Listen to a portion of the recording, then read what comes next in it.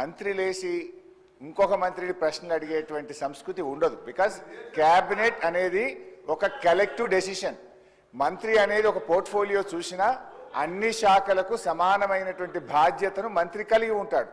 ఇవాళ మీరు కూడా దయచేసి నేను మీతో కోరేది ఏంటంటే, మీరు కూడా ఇట్లా ఒక మంత్రి లేచి ఇంకో మంత్రిని ప్రశ్నలు అడగడానికి అవకాశం ఇస్తే అసలు ప్రశ్నోత్తరాల సమయం యొక్క దాని మీనింగే మారిపోతుంది. అధ్యక్ష, దయచేసి లేని సంస్కృతిని తీసుకురావద్దు.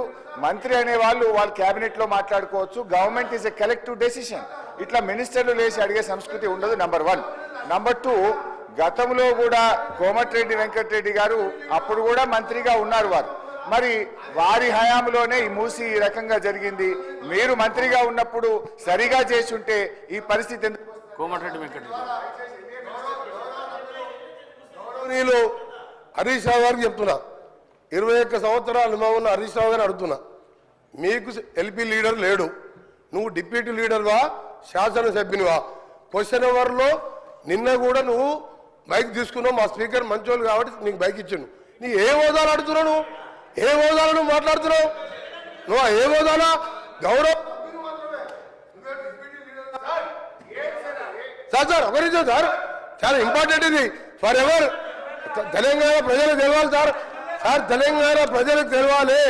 తెలంగాణ ప్రజలకు ప్రతిపక్ష నాయకుడు సంవత్సర కాలంగా సభకు రాకపోవడం ఈ సభనే కాదు, తెలంగాణ ప్రజలని అవమానపరిచినట్టుగా ప్రజలందరూ అనుకుంటారు. అధ్యక్ష, ఈయన డిప్యూటీ లీడర్ సార్, ఈయన కార్యవర్గం ఏర్పాటు చేసినా ప్రతిసారి ఈయన గెలిపిస్తున్నాము అంటే మిమ్మల్ని అంటలేడు.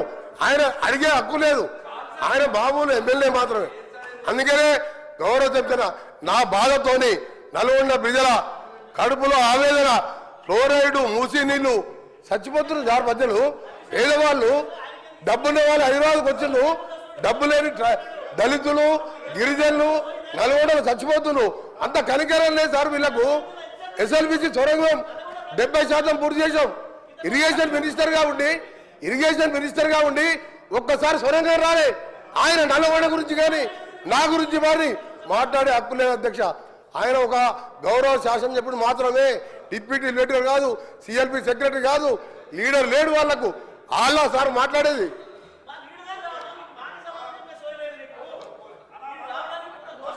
సార్, ఇప్పుడు ఈ రాష్ట్రాన్ని అతి ఎక్కువ కాలం పాలించింది కాంగ్రెస్ పార్టీ.